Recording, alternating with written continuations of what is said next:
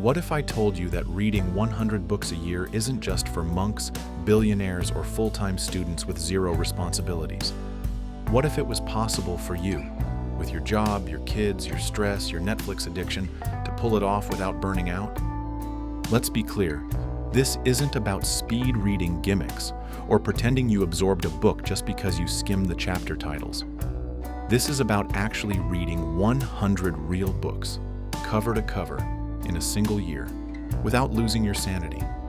So how do you do it? Here's the truth nobody tells you. Most people never reach 100 books a year because they hold on to one outdated idea, reading only physical books, alone, in silence, turning one paper page at a time. But we live in 2025. Reading doesn't have to look like that anymore. Ebooks on your phone while you're in a waiting room? That counts. Audiobooks during your commute or workout? Still counts. A graphic novel before bed or a collection of poems during your lunch break?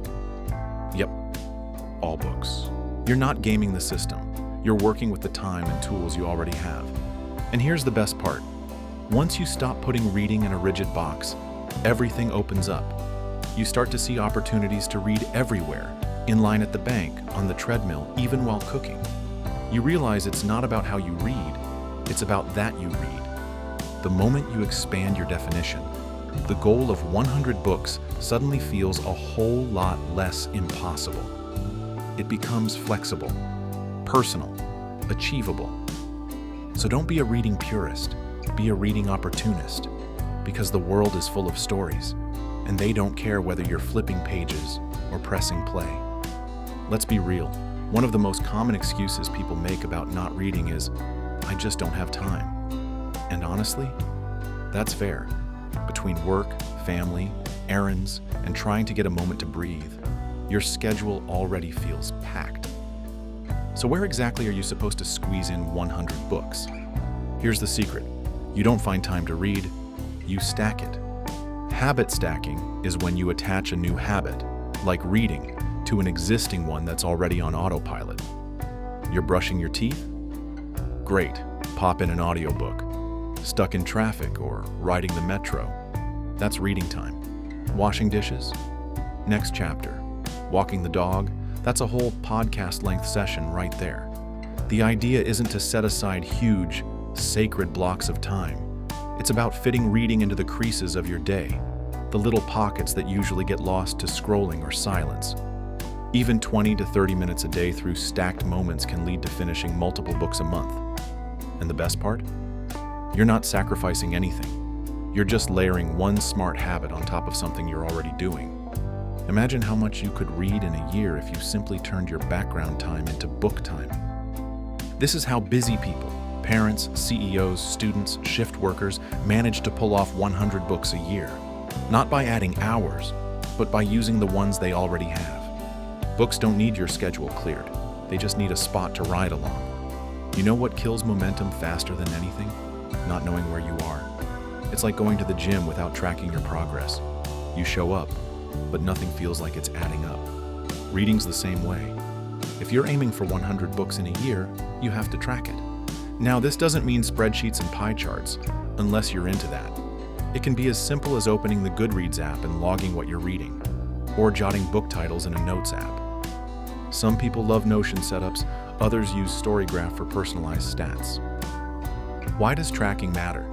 Because every time you log a finished book, you get a small dopamine hit. You see the numbers tick up. The shelf gets fuller. You realize, I'm actually doing this. It becomes a game, a challenge, one you want to keep winning.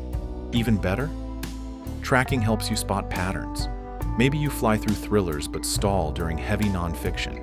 Maybe weekends are when you get most of your pages in. That awareness lets you optimize. Here's another trick. Set micro goals. 25 pages a day. 1 book a week. 1 audiobook every 2 weeks. Suddenly, the mountain becomes manageable.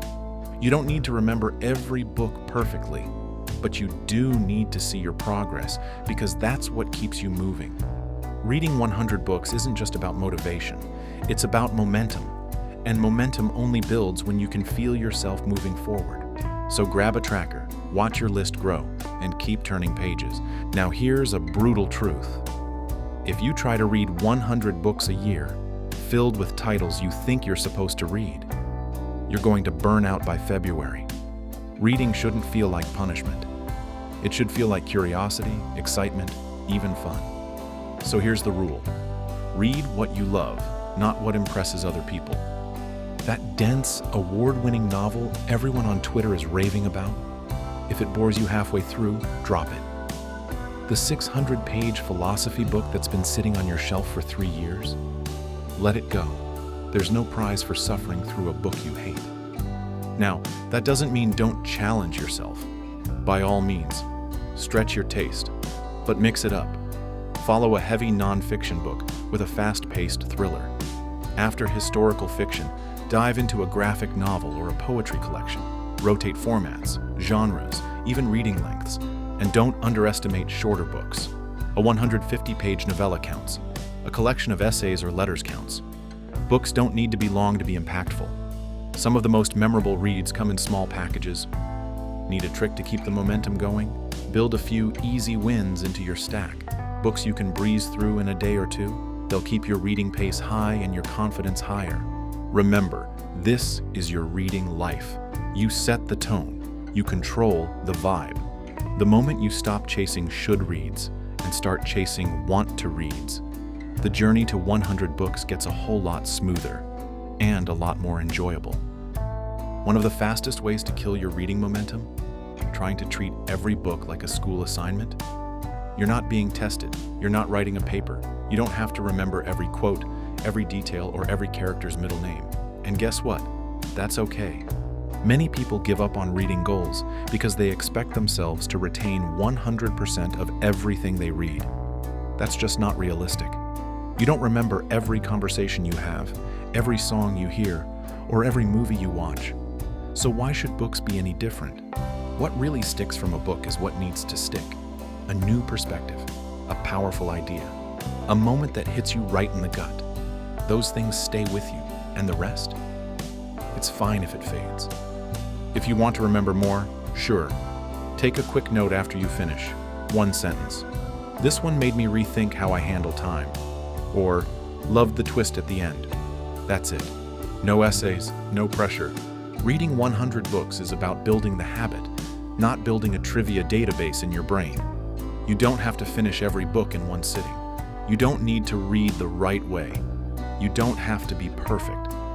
Let go of the idea that reading needs to be efficient, optimized, or impressive. You're here to grow, enjoy, and discover, not to perform. So give yourself permission to be a little messy with it, because messy readers finish more books than perfect ones ever will. Let's clear this up right now. Audiobooks are not cheating. If someone tries to tell you they don't count, just smile and let them struggle through their one book a month while you're 12 chapters deep, hands-free, and folding laundry. Because audiobooks are the secret weapon for hitting that 100 book goal, and they're wildly underrated. Think about it. How many hours a week do you spend driving, walking, cooking, or cleaning? Those are golden audiobook hours just waiting to be claimed. You're not carving new time out of your schedule. You're using time that already exists.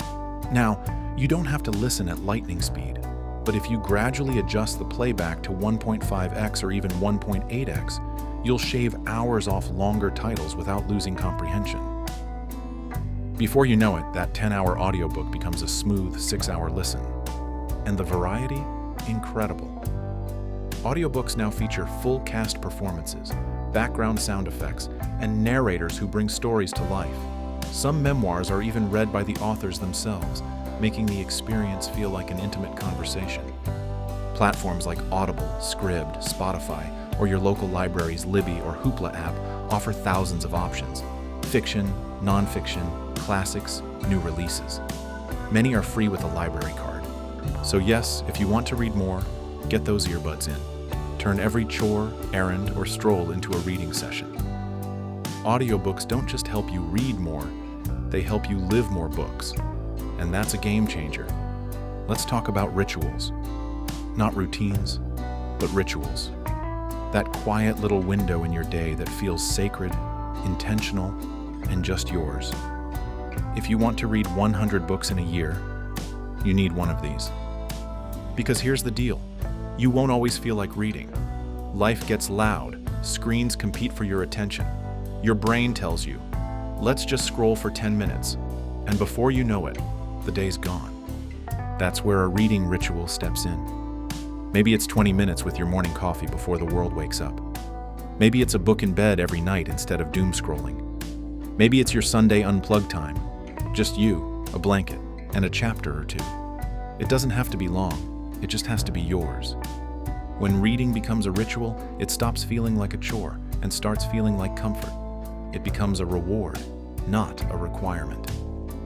Rituals also signal to your brain, this matters. And when something matters, even in a small, quiet way, you're more likely to keep showing up for it. Over time, that little ritual compounds. 15 minutes a day adds up to over 90 hours a year. That's more than enough time to finish 30 to 40 books, just from one tiny habit. So don't wait for the perfect time to read. Create a tiny reading sanctuary in your day. Light a candle. Make a cup of tea. Put your phone away. Then open your book and let the ritual begin. Reading can be solitary, but it doesn't have to be lonely. When you join a reading community, something powerful happens. Suddenly, books aren't just personal escapes. They become shared experiences. Whether it's a local book club, a reading challenge with friends, or simply posting your current read on Instagram, it creates accountability and connection. Platforms like Book Talk, Reddit's Our Books, or even Goodreads groups offer nonstop recommendations and discussions. You'll find people excited to share insights, argue over plot twists, or recommend something completely unexpected. And here's the ripple effect. When people see you reading, they get curious. They start asking questions. They pick up books again.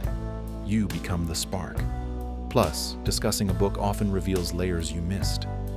Someone else's perspective can turn an okay read into something unforgettable. Reading isn't just input, it becomes a conversation. And those conversations, they'll keep you coming back for more. 100 books a year sounds intense, but when you do the math, it's totally doable. That's roughly 2 books per week. But here's the trick. It's not about cramming, it's about knowing your pace. Say you read 30 pages a day. That's a 300-page novel done in 10 days. A 5-hour audiobook at 1.5x speed, wrapped up in just 3 to 4 days. And short books? Some take under 90 minutes.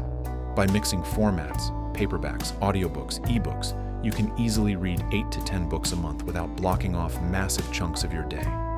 The key is figuring out what works for you. Maybe you fly through books with your morning coffee, or maybe you're a night owl who gets lost in chapters at 1 a.m. Some people breeze through fiction but need more time for nonfiction. Track your habits. Respect your rhythm. Then build your reading plan around it. Here's a game-changing truth. You don't have to finish every book you start. Seriously, this mindset can save your reading life. If a book isn't clicking with you after 50 pages, drop it. No guilt. That's the 50-page rule. It's not quitting, it's curating. Dragging yourself through a book you don't enjoy drains your energy, kills your momentum, and often puts you off reading altogether. And when your goal is to hit 100 books in a year, there's no time to waste on titles that don't serve you. Not every book is for every person. What bores you today might thrill you next year, or never. That's fine. Your reading list isn't a syllabus, it's a buffet. Pick what you love, leave the rest. Remember, the goal isn't just quantity, it's staying in love with the habit. And nothing kills love faster than obligation. Let go, move on. Keep reading what lights you up. Turn dead time into book time. Here's a secret weapon, your dead time. That's the 5 minutes in line, the 10 minutes before a meeting, the 15 minutes before you fall asleep scrolling. Those micro moments add up. Keep an ebook on your phone. Have an audiobook queued up. Use reading apps with seamless sync between devices. 10 minutes here, 10 there, and boom, you've finished a chapter without even noticing. If you read 15 minutes per day on your phone instead of doom scrolling, that's 90 plus hours in a year. You're already spending the time, might as well spend it reading. Ever waste 20 minutes scrolling through Netflix only to give up and rewatch The Office? Same thing happens with books. That's why a TBR to be read list is gold. It eliminates decision fatigue. Keep a list in your Notes app, Goodreads, Notion, whatever works. When someone recommends a book, add it. When you finish one, pick the next from your list. You stay in motion, no stalls, no "what should I read now?" spirals. Momentum is everything when you're reading this much. This isn't just about numbers. Reading 100 books a year can actually rewire your brain. You start thinking differently, speaking differently, making connections you never would have made before. You pick up perspectives, you learn empathy, you gain focus in a distracted world. You build something rare in today's attention economy, a strong, curious mind. So yes, 100 books a year is ambitious, but it's not just a flex, it's a quiet revolution. The goal isn't to say you read 100 books. It's to become the kind of person who does. And you can. If this helped reset how you think about reading, hit that like button. Subscribe for more book lover strategies, and share this with someone who needs to hear it. Let's make reading cool again.